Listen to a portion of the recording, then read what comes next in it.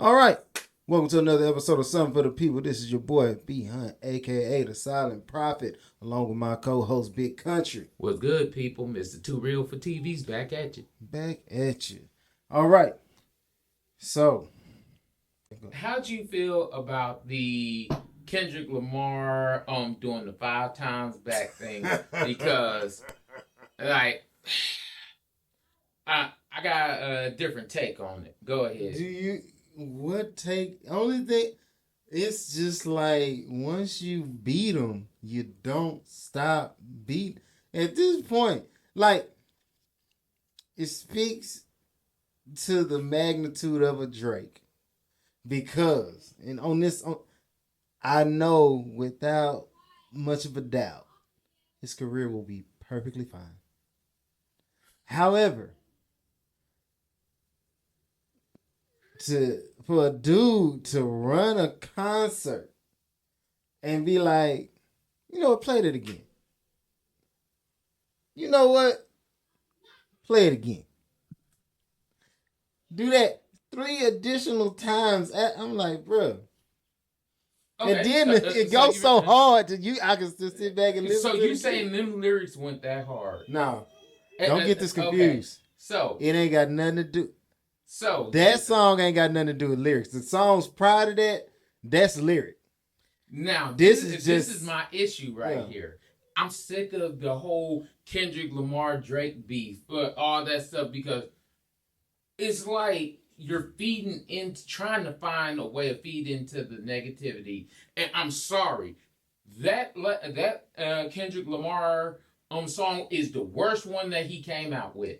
Lyrically, yes. Yeah, lyrically, that's the worst one he came out with, and everybody rocking that song like, oh my God, that's the best song lyrically ever. It's the worst song he came out with, but strategically, it's the best song he ever came out with in the beef. And I'll explain why. The reason why. If you listen to the songs prior to that, it made you believe he was going to take it one way. Like, hey, you're going to have to come with some lyrics. You're going to have to come with some dirt. You're going to have to come and be really strategic. Like, basically, if you paying attention, that personally, I don't feel like Kendrick would have beat a Drake in a club battle. You can't.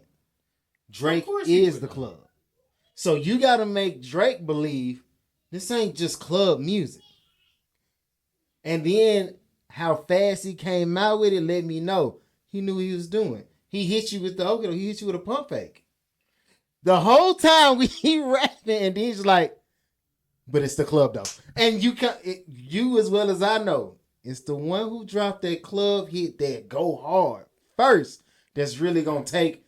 But see, my issue with this is that, okay, yes, they went back and forth, they had their stuff, but it's like, almost like you're trying to build something off of this beef, and it's like both your careers are far better than this beef. Right. Y'all over here going back and forth over this little petty stuff.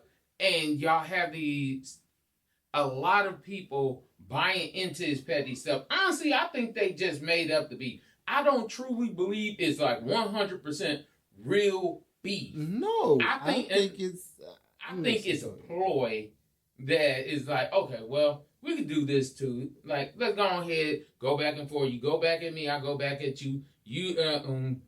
And we're gonna make a little money off of this. Right. I don't think it's no real true beef. Like, okay, real true beef was Ice Cube and NWA. Real true beef was Biggie versus Tupac. Agreed. If we got real true beef, let's just take the Biggie and Tupac, for instance. Real true beef leaves 2 of the most dominant rappers in the rap industry dead. I don't know. Personally, I think that how it went was quite fine. What I would have preferred is a battle that was far more lyrical. I'll give it that. Yes. On top of that, if they played to their strengths, Kendrick Lamar tactically was just better. if we go through the songs prior and we base it on lyrics, and without the club hit, like, cause we take just the club hit for what the club hit is. This is something that, bruh, in LA cookouts, they not like us. This is forever for them now. That's over with. You can let that go.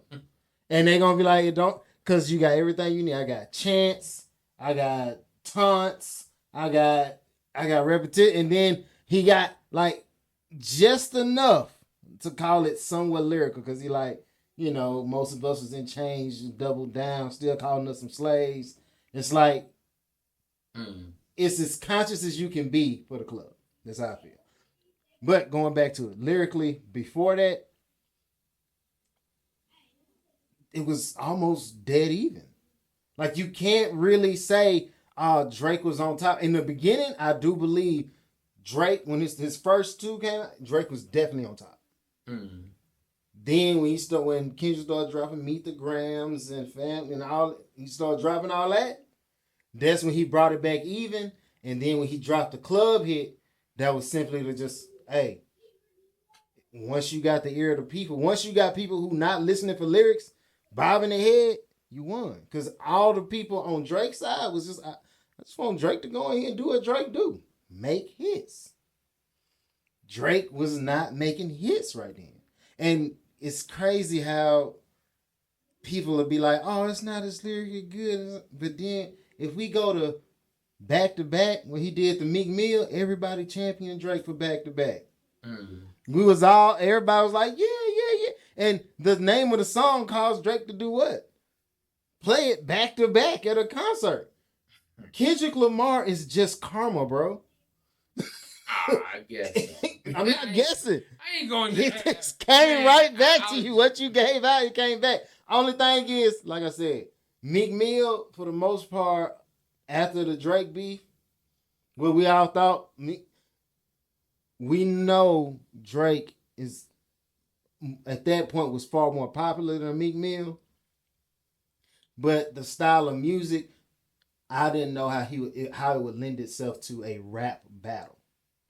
After he did what he did to Meek Mill, it was like, oh no, if he gonna do rap battles and feuds, he's a contender. Like he can decimate somebody. Thus, Meek Mill, I personally don't feel like his career ever recovered. I mean, for the most part, they got videos of him basically, and no knock to him, like, hey, I'm not saying this because I feel this way. This is just what I see. Media. He's pretty much the laughing stock. Like, people show him, and they laughing at him when they show him. It depends on what they laughing about, because, you know, I mean, that's the new thing. The Diddy allegations. So now it's like you put that nail in the coffin. Exactly. So, but when you got a Kendrick Lamar, it's lyrical. We can do this lyrical. We can do this party. We can do so. Like I said, it'll show you that Drake, he gonna be quite fine. This ain't as much as we playing this now. The best thing he got going for him is the fact that the attention span of Americans and people in general is short. Again, if we go truly of which is better, what's his name? Metro had the best one. Oh, Metro killed him. Metro's BBL Drizzy. Like, let's be real. Nobody.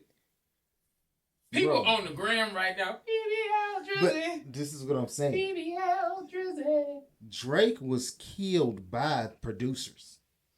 People who make beat. Mustard is who that beat.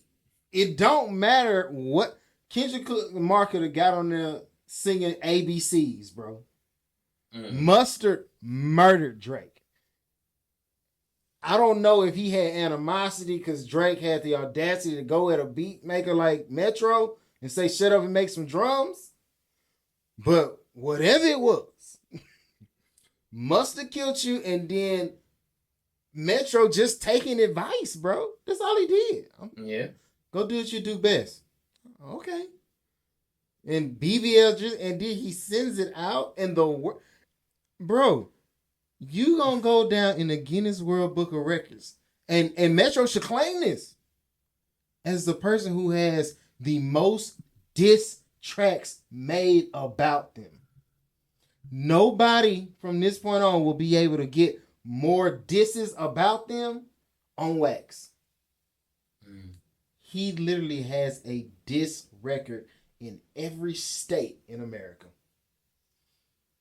Yeah. Somebody dissed you to BBL Drizzy. Metro murdered you. Yeah. Kendrick Lamar gonna get credit, but Metro booming is really why you feeling like, if you feeling any way type sour about this, Metro and Mustard. Hold up, what? I'm gonna leave this one alone. But what's bad is the fact that they had people promoting advertisement and stuff on the song BBL Drizzy. Like, they have a rug out here with Drake with his butt popped up in the air, it just off the Metro beat, and I'm like, why are we doing this? Look. Ross coined it because he the one called him BBL Drizzy. The Willis, I believe Willis something, was the comedian who dropped the original BBL Drizzy using the AI. Flawless execution.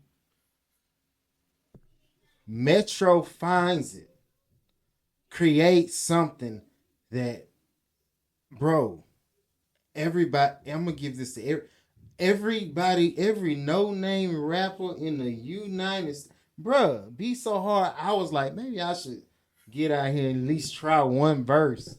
Only issue is I'm a Drake fan, so I can't do it. I'm like, I don't want no pressure with this man, but I will draw a picture. If you want to see it, go to my Instagram. But still. Wow, bro. What I am saying is this. Metro killed him. Yeah. And once they owned all the media real estate, it's over. You couldn't. Like I said, for LA, they got their song Not Like Us. For the rest of the world, and when I say world, the rest of the world, Metro did it. And Mustard, bruh, if you're a rapper, never beef with a producer. That's my statement. I'm going to stay there. Never beef with a producer. Respect. I would never come at a producer. Like, bro, because they coming too hard. They got... Let's jump into Shooting the Breeze. What was a movie that you can truly say resonated with you as you've gotten older? So, let me go with mine first. Okay, you told me that yours is going to be. Okay. Like, so I want to say mine and then wait for this. Go ahead. Pursuit of Happiness. Reason being, it shows this man really trying to make it work for his family. Things go south. He still keep working, holding on to hope, and doing everything he can to put his child in the best situation. And that's what I be feeling like. I'm just trying to do everything I can do. Granted, I ain't divorced, so to put my family in the best position. And sometimes it'd be difficult, it'd be hard, but that's what, if I resonate with anything, it just shows you the lengths a man will go to and through to try to secure a future for the next generation. Okay. I mean, I could get behind that and I understand that. But when I was thinking about this topic and the movies, the movie that came to mind, John Q. Oh, yeah. John Q was so impactful to me now as a father. I am not going to bury my son. My son is going to bury me. Yeah. And the fact that this man said, I will go wherever it takes and do whatever. I did everything the right way possible. Right. I paid my insurance premiums. I took him to the hospital. I sold all my stuff to try to save my son. Y'all still gonna try to tell me I can't do it? I can't do it? One way or another. Either we all going home happy or nobody going home happy. Yeah. And don't get me wrong. Is he right? No. But as a father, I do it too. That, when you say, is he right? we gotta like you gotta right you have to grain of salt that.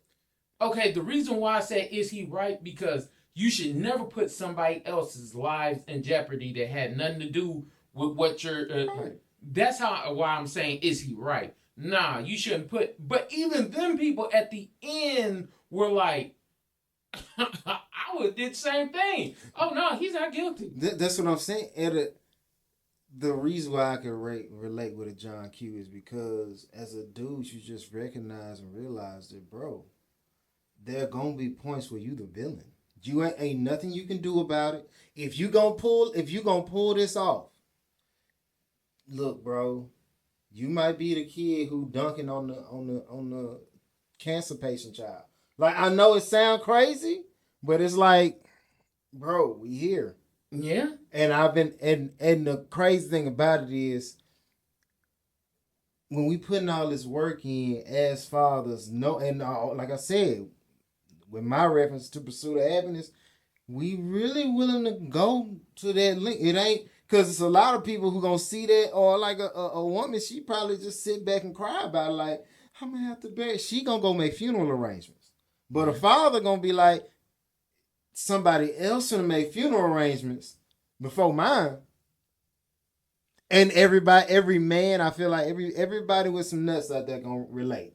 And that's why I'm like, man, John Q hit home for me, especially when I had children. I was like, by any means necessary. And at the end of the movie, he's like, man, if I kill myself right now, are you gonna give him my heart?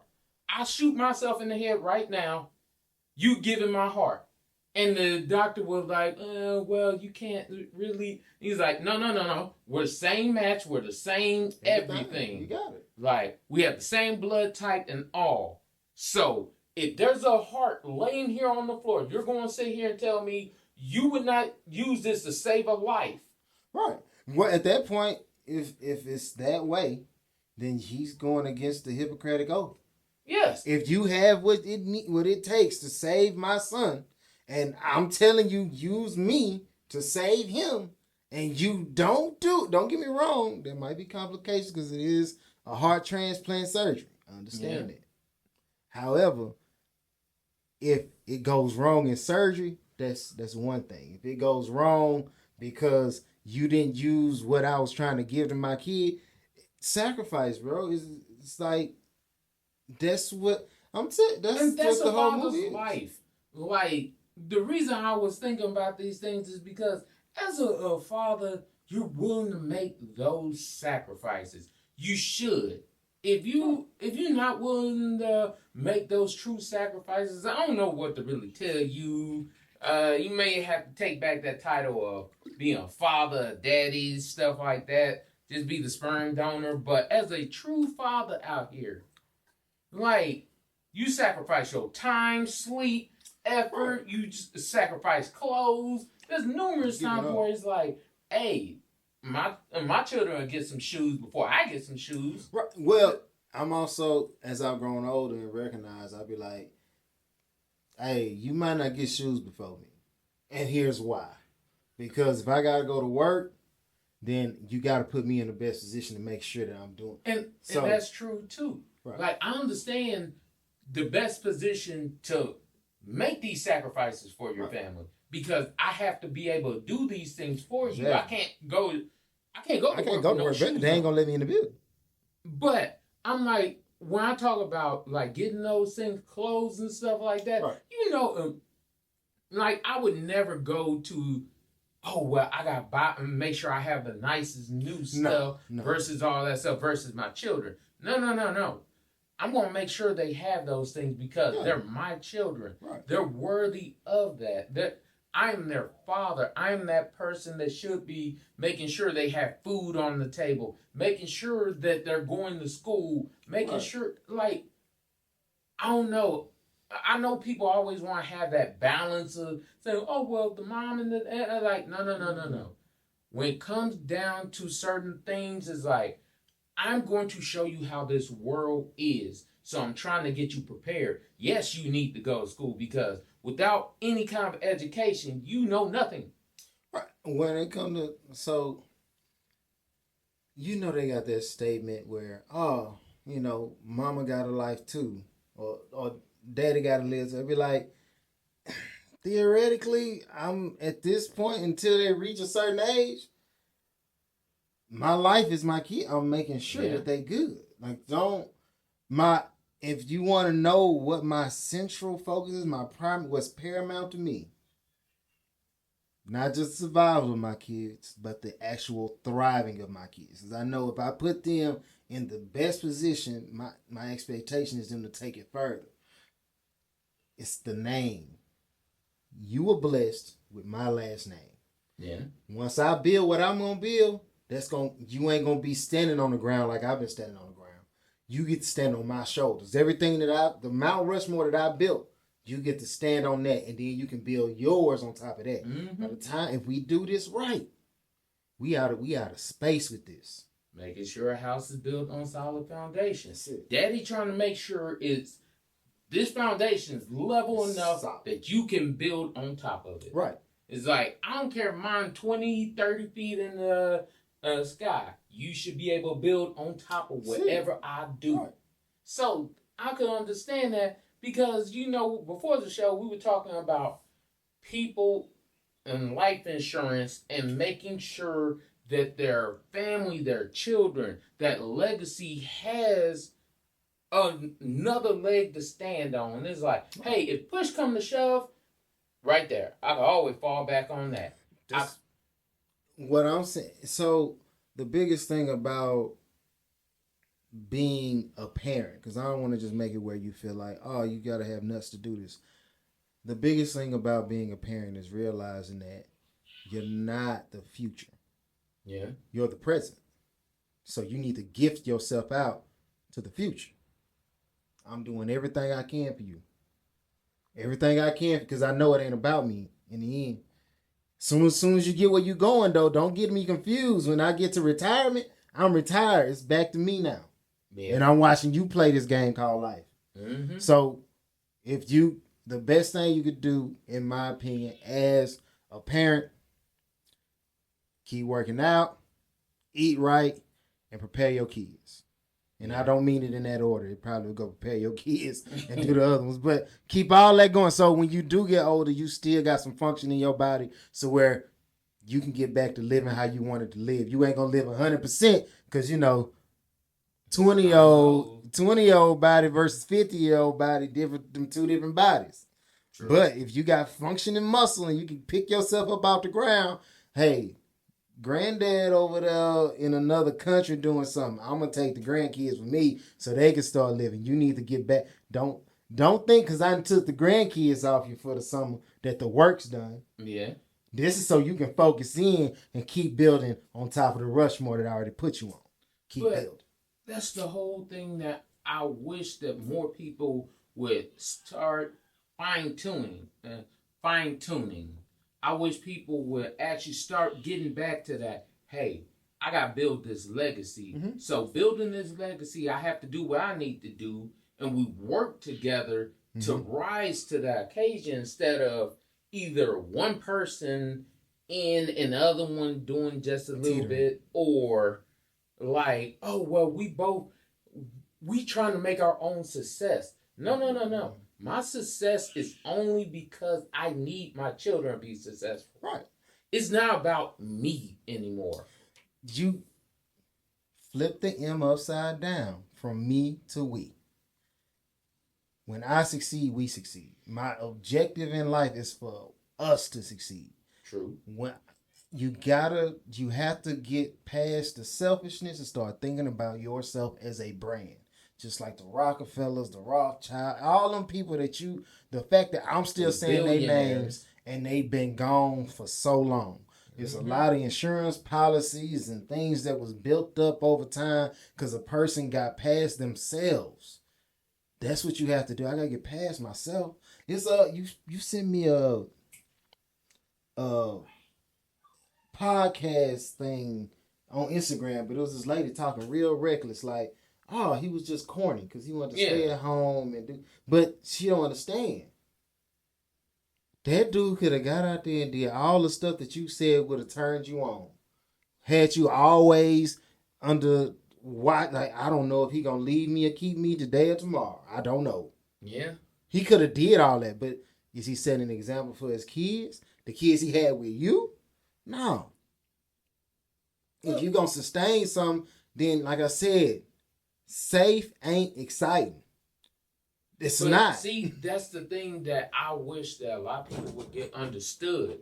You have to choose one or the other. You can't just have, you want all the safety, but then you want all the extreme, that excitement. Oh my God, well, we did this, we did that. Oh my God, it could be any moment. Like, he may cheat on me. It's like, hold up. So you want a man to not cheat on you or a man to cheat on you? And you got to understand how because the thing about men, logic.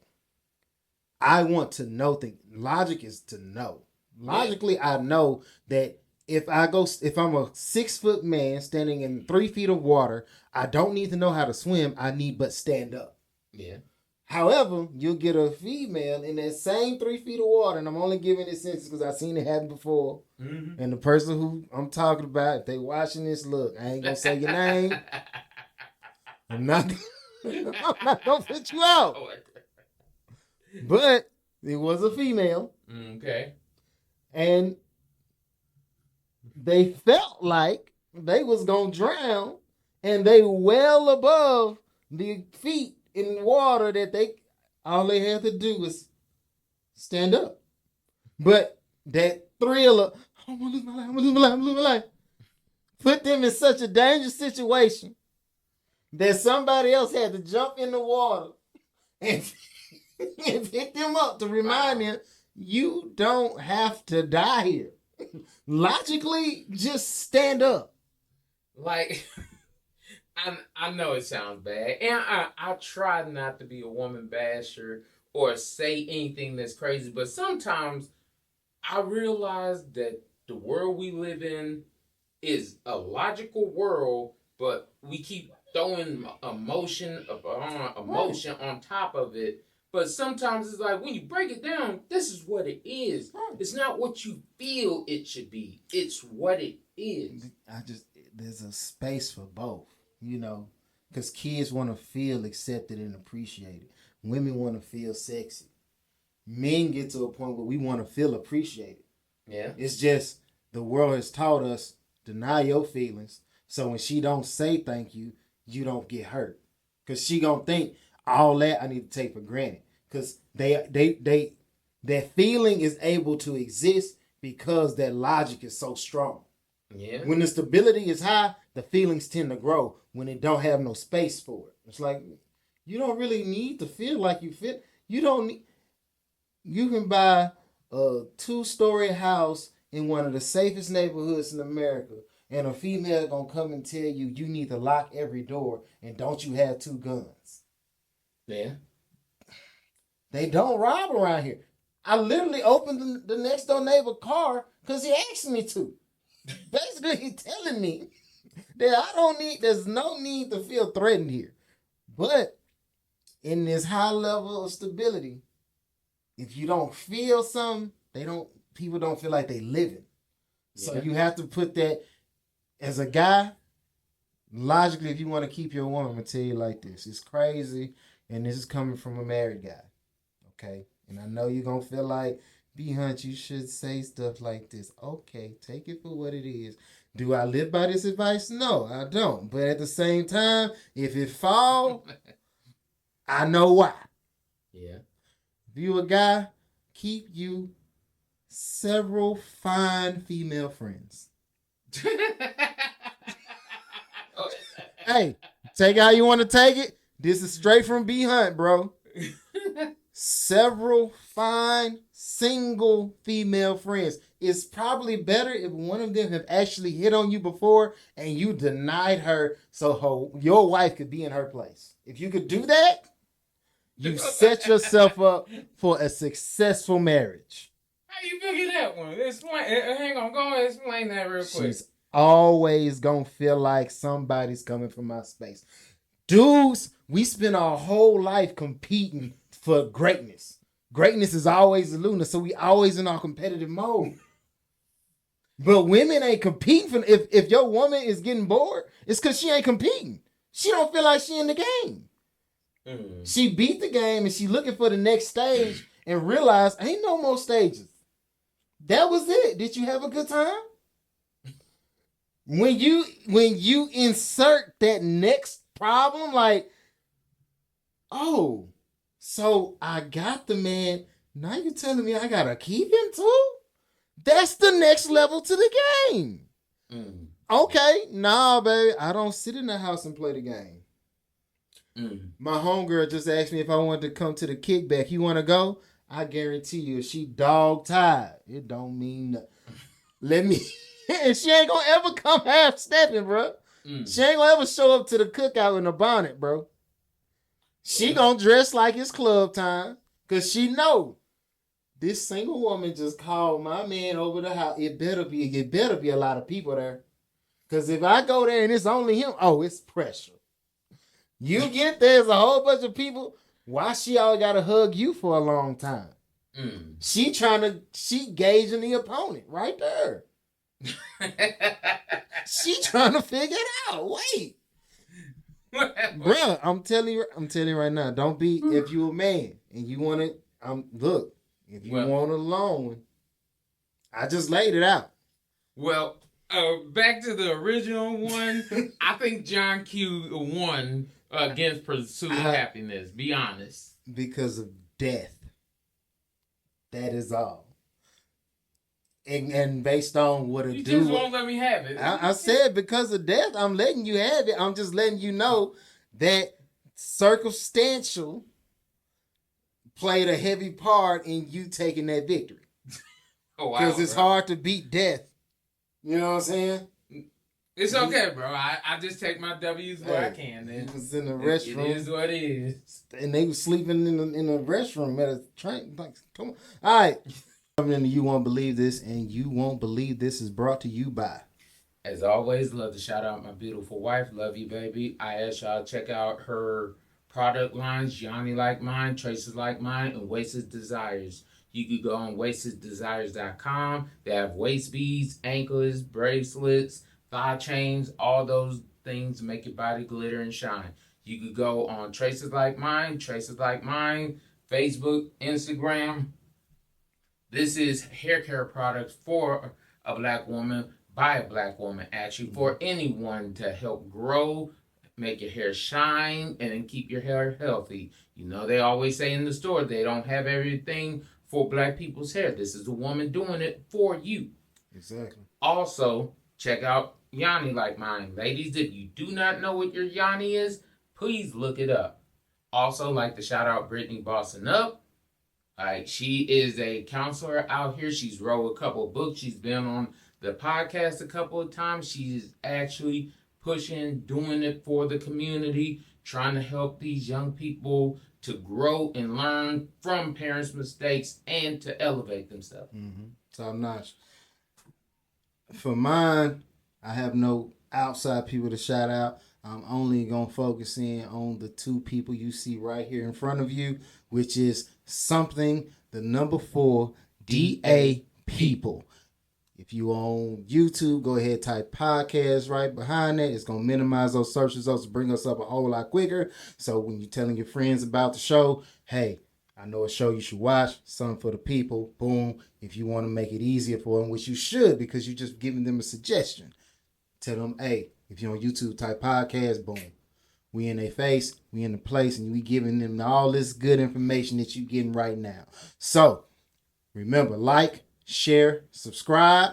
If you would please fill up that comment section. Reason being because, hey, we're two guys with two full lives, and we want to answer questions that's pertinent to you. What better way to get us information and for us to have these types of conversations than to tell us exactly what you want? We here for the people. So if the people telling us, we going to get the people what they want. Easy. Yeah. So one more time, and this for the people in the back. Something, the number 4, DA People. Podcast on YouTube. And if you're on any podcast platform, we there. Just type the same thing. Exactly how we spelled it out. Cool beans, top notch. I'm gonna jump to this next phase. So, you won't believe this. Husband goes on honeymoon without wife after her sister goes into premature labor, and it was right after the wedding. So I want to give a little more context to this because at first when I heard it, I was like, "Dang, you went on your honeymoon without your wife." But when you hear all the things that happened, I can understand why he did it. Because the thing is, the sister was pregnant and they were having the wedding. The idea, the husband, the groom, he had already paid for the honeymoon. He spent thousands, like a lot of money on the honeymoon, right, on excursions. He had everything taken care of where there was nothing to worry about. Then on top of that too, like he had it was all non-refundable. So he couldn't get anything back. I think he spent like around $15,000 on honeymoon. Oh yeah. And then all of a sudden, her sister goes into labor. And I know somebody's gonna be like, "Oh well, that's her sister and stuff like that." She is the oldest sister was the one that was getting married. The younger sister had already been married, and her husband was there at the hospital with her. So there was no reason for you as the older sister to stay to watch your little sister have a baby and over $15,000. It's like that's non-refundable. Mm-hmm. See, this go right back to what we were just talking about. That logic. Now, if he had made this a honeymoon where he was going back to somewhere they had been previously, yeah, and that one girl from college that was almost had her spot really, existed, and that if he was just going there, he was like, "Oh yeah, I'm gonna go out." And I guarantee you, he sent a picture. "Hey, look who I've seen on vacation out here in Hawaii." And then is that? Look, I'm all for you having this baby, but I gotta go. She gonna have a plane. She gonna pay the rent. Like, I guess my issue with this is like, which one should come first? Because I know the Bible says, like, you and your husband, you leave your mother and father and you cleave to your spouse, and y'all become one. Right. But you put, in that instance, you put your sister over your husband. Your sister was not in a life-threatening threat or anything like that. It goes back to what experience she wanted to have over. Like, because it's about, like I said, it's about feelings. So, when she looks back and her sister was like, "I was there for you," she gonna have more real estate in that than her husband, like, "We just got married." Because it's like, if we're sharing a moment, you having a child is a momentous occasion. Yeah. Me getting married is a momentous occasion. You as an adult have to come to the realization that I'm not living two lives, I'm living one. Yeah. So you gonna live yours and take good photos. Mm-hmm. I'm gonna live mine. Hopefully they intertwine here and there. Because I'm not here to fight fate. I'm not here to fight time. No, I just got married. Of course I'm not going to be there. You know that. The fact that you was pregnant around the time that I can't help that, and I'm not upset with you for being pregnant. Yes. But if you have the audacity, the gall to even be remotely mad at me for choosing to go on the honeymoon and my husband has pre-planned out for me, then that's a problem. And I think this is one of the big issues that people are not understanding. When you get married, when you say that's your spouse, when you say we together, it's me and you against the world, that means it's me and you, not, "Oh, well, I have my family over here, you have your family over there, and we intertwine." Like, no.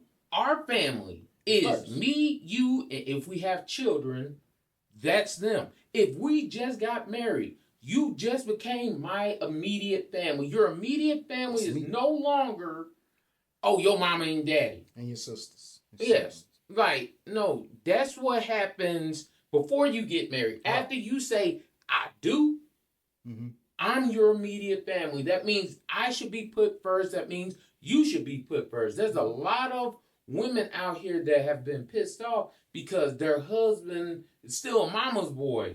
He's still over here. But when the issue with people is when you put the shoe on the other foot, they automatically feel, man, this is really tight.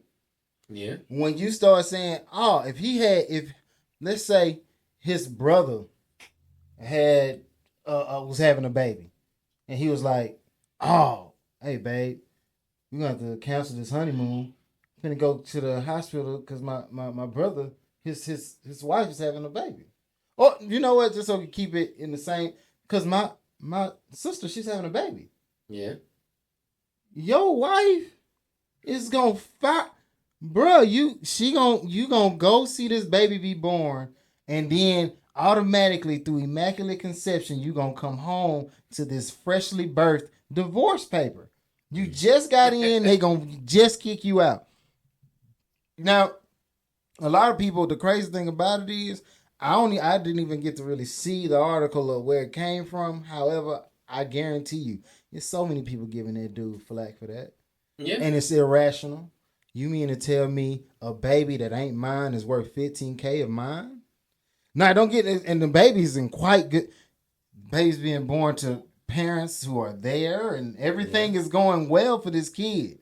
So you mean to tell me we gonna be gone for no more than 5-10 days? No more. I can't come back and meet somebody who not even gonna remember whether I was there or not. If you took, you don't take a picture, they don't know. I don't know who was at the hospital when I popped out. No idea. I know my mom was there because the physical. Yeah. So what I'm saying is, don't short your life or miss out on your opportunities to be with the people that, like you said, you're going to be with your husband, your new husband. A new baby, new husband, your husband better win that. Yeah. New baby, new wife, your wife better win that. Before someone tries to say, oh, well, there could have been health issues. No. If that woman is with her child's father, which is her husband, that is their concern right there. Don't get me wrong. If somebody was like, oh, the baby is, I could understand if somebody hit me with the baby is in dire need, it may die or something of that nature. I could understand that because I'm like, hold up. I could feel that because that's death. But just pregnancy, she went into labor. And I'm going to be honest with you. I wouldn't know that the baby was in that type of need and whatnot until you called me, because I'm going to be like, well, when we going to have to figure that out while you're on the plane. Yeah. If I need to tell them we need to speed this up to where we got to come back earlier than we thought, then that's cool. But we not finna miss out on our experiences because they haven't an experience. Yeah. We are important too. That's what I want people to understand. That's why people have a hard time. That's why the divorce rate for blacks is so high, bro. 30% on our end. What is it? 13, 18 for the other races? But 30% for black is because especially our women have a hard time just putting themselves first. And when I say putting themselves first, I'm talking about the people that they chose too. Yeah. So you have a hard time deciding that, no, I'm going to be here with my husband. Your homegirls want to hit the club. Your husband want to have movie night. Why you in there going to the club? Then they hit you with the whole, you should have checked me. No, you need to check yourself. Yeah. Although you should know which one is truly more important. You being with the person that you said you love, want to be with, that's just like your children. Like when we talked like about 2 or 3 weeks ago about the mothers who left their children to go over to vacation, I'm like, your children should be way more important to you than a vacation. And you know what? I ain't even gonna hit you over the head with that. Maybe the vacation is important, so important that you gotta go. What I want you to understand is your children should be important enough for you to come up with an alternative method to ensure that they will be safe and taken care of. Yeah. In your absence. So I don't care if that's you come out of pocket and get you a nanny for the day. I don't care if it's you call your mama and have grandma watching, your granddad. I don't care how you do it. But you should have put something in place to make that work. Yeah. You can't be the fact that you wanting to see that child being born at that moment. You put yourself above your marriage. And it's already showing me a negative side, because it's like whenever you get the opportunity to do something that you believe you want to do over what I got planned for you, you're going to choose that 10 times out of 10. To see a baby pop out of a vagina is more important than to hop on jet skis with your new husband. Problem. And I know y'all like, it's a baby, it's a beautiful thing. Baby, look, videotape it and send it to me. Yeah. But we going to go do this thing called live. It's me and her. This is what I chose to do. We gonna rock out. If you got any issues or any problems, you gonna have to tell me about that when I get back. And I'm probably not even gonna be that concerned. Let me take that out, because I'm saying probably to try to sugarcoat. Bro, I'm not gonna be concerned. Take how you want to take it. Mm. And I'm gonna buy you. I'm gonna buy you a beautiful gift. I'm gonna buy the gift for the baby on vacation, wherever I'm at. You know what grinds my gears? Eboni K. Williams, the woman that says she is too good to date a bus driver, is now back in the news because she has decided to get artificially inseminated to become a single mother. Like, this just left a bad taste in my mouth. I was like, why? And I know somebody gonna be like, oh, well, it was her prerogative to get artificially inseminated. Yes. But you sat here and did the same thing that you got through saying, because men for the longest time are need to build up and be more educated and do all this, because these are the words that Eboni K. Williams said. Mm-hmm. But yet you hit that 1980s move, well, whether the father's there or not, I feel I want a baby, so I'm going to basically X out the father and just do it by myself, as a lot of women have done in the past, especially black women. And yes, I have to speak on it because it's true. It is. So now you a single mom, and people don't understand. Well, no, I take that back. Single people with single children understand. It's not as easy as you think. No. Like, there's always somebody who's like, oh, well, I could just take care of it myself and do this myself, until you get to that point. That's just like when I hear a lot of young girls back in the day used to say, oh, well, I'm babysitting my cousin. Well, it's a difference when you can't get that baby back. Yes, your cousin gonna go home with your auntie. Mm-hmm. Oh, well, I babysit for a day or two, maybe even a week. But the fact that that baby go home, now all of a sudden, when you have your own, you can't get that baby back. Okay. Now, through the ups, the downs, oh, well, it gets hard, it's hard to date. Yes, a lot of single mothers will come out and tell you it is hard for you to date when you have children.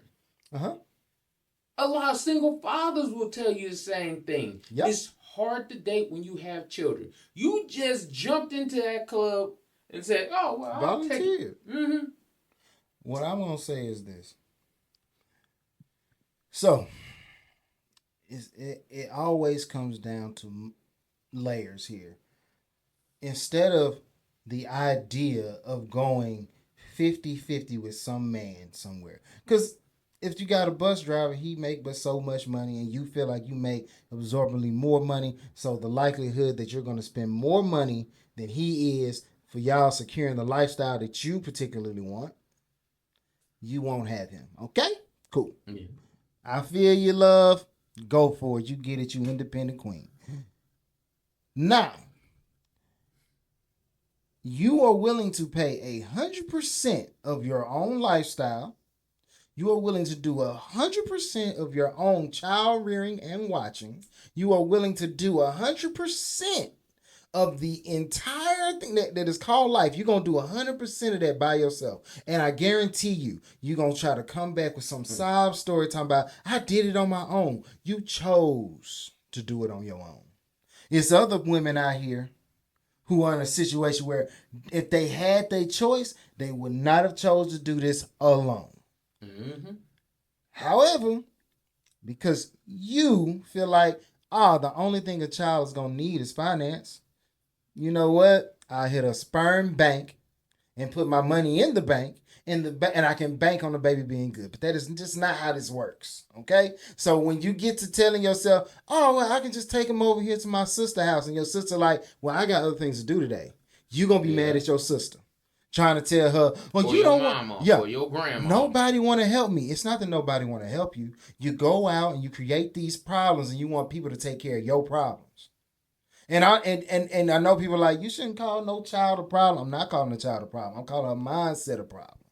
Yeah. I'm calling her going and doing this with alone by her, like a choice. This is a choice. Let's be clear. It's a choice. You chose to do it alone as opposed to share this experience with someone else. Now, when you do, let's just say, hey, you find that multi-millionaire dude that's so much greater than every other dude making a standard living of the 50, 60K that they're going to be big on. Let's say you find that multi-millionaire man. You think that he's going to be like, oh my God, you already have a great. I don't have to make any kids with you now because you already got one. No. Every dude who builds an empire wants to leave it to somebody. Literally, kings were fighting over this right. It's my land, and it should go to my kid. Yeah. Prince Harry, Prince William, the 13th, 14th, 15th. It's all about what you can pass on, because you ain't going to make it to the end. And the issue was the bastard child more than likely wouldn't get nothing. Or if they did get something, it's the bare minimum. Yes. And you never got the title. Yeah, you never got the title. You get enough exactly. for you to be like, you get that participation trophy. You participated in this while I was raising my kid. Yeah. And then you always gonna have that issue where they feel like they left out or this. It's just problematic. I just wish us as a people, no gender, just us as a people, would stop living in this old school trauma and build ourselves up more. I'm like, we talked about finance because a lot of black people have this issue with, they don't want to talk about death, even though death is inevitable. The fact that we won't talk about death, we will put our family into death because everybody, there is not a black person around here that don't know that, hey man, we got to come together because such and such didn't have no money and we got to bury them. Uh-huh. It's like, instead of us leaving legacies, instead of us building these things for our children, instead of us taking care, we keep dealing with this old school slavery mentality. I'm gonna look out for me. I don't want to help nobody else because they ain't gonna help me. How you know they wouldn't help you? This is what I'm saying. We as a people have not survived, but we are literally holding on to the poisonous lie. Yeah. And we can't seem to let go of it. You want to live under the thought process that you can do this forever. You don't want to accept what is. The coffin is that's where we all finna go. Yeah. We all gonna get there. I don't care nothing about your cryogenics. It don't matter, bro. Eventually, you will pass. It's part of it. So you getting upset with your family members just telling you the truth is because they come to the realization. You come to once we all as a people come to the realization and accept what is to come, because we can't avoid it, we can't knock it, and we can't stop it, then we can start to use that truth to build true wealth in our families. But you wouldn't think that your child having a father in its life would help your child be a better person. Here's one thing that I know Eboni K can resonate with: the network. Even if you got a husband who is a bus driver and you know what? You got a baby father, because I'm sure you wouldn't want to marry this man. You got a baby father who is a bus driver, but he's great at co-parenting and he don't bring you no static, no drama, no pressure. Right? When you out there making your power moves, guess what? It's a guy out here who is so invested in the well-being of that child. You can take him, drop him off, go do what you got to do, and come back.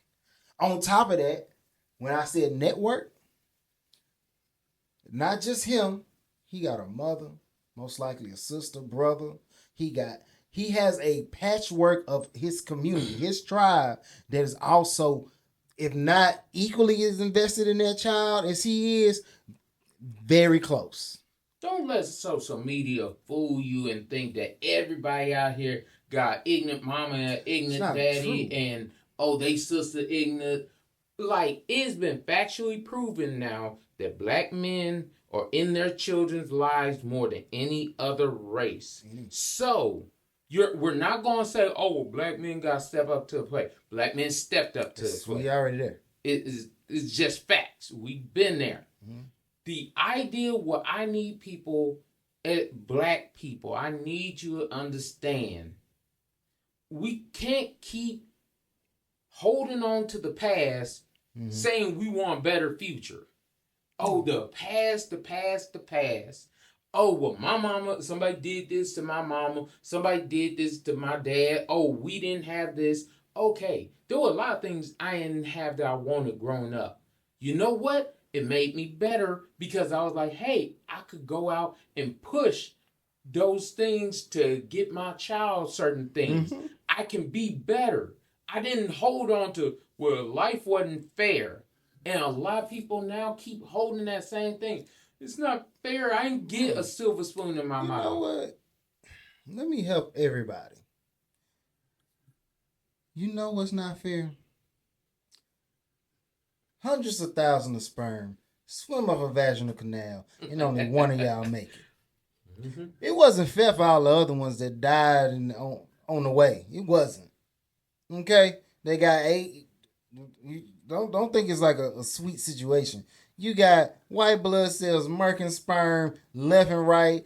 People get lost in the vagina. This is why you can't have that loose vag energy. Because, let me stop. Hey, I threw it in there. My bad. Hey, my bad.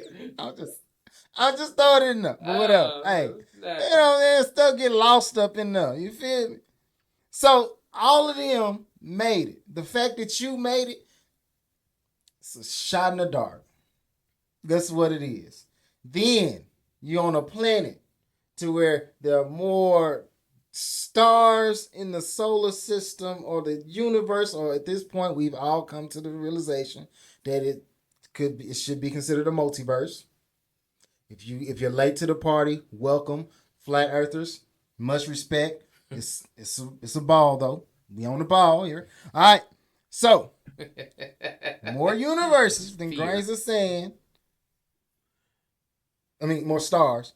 And of all those stars, with our limited technology, as far as we know, we are the one planet that was able to be in the inhabitable zone and sustain life. In that solar system. So all the other potential out there, as far as we know currently, voided. That's unfair, ain't it? So now you get this golden opportunity to do something with your life. And I'm not saying that you get to make the life you want, but I am finna tell you, you get to make the life you want. Especially if you in America. And if you ain't making the life you want, you can make the best of the life you have. I guarantee you can do that. So, that being said, you might not want to be with the bus driver. However, career aside, are you with the best man possible? Is his value system aligned with yours? Does he wish to see the best for your child just like you? Is he willing to John Q his way through any hospital? Because you might not want to. You might feel like, oh, I got too many M's in the bank. He like, I just drive a bus. Yeah. My son will bury me. That's what bus drivers do. Mm-hmm. You know what I'm saying?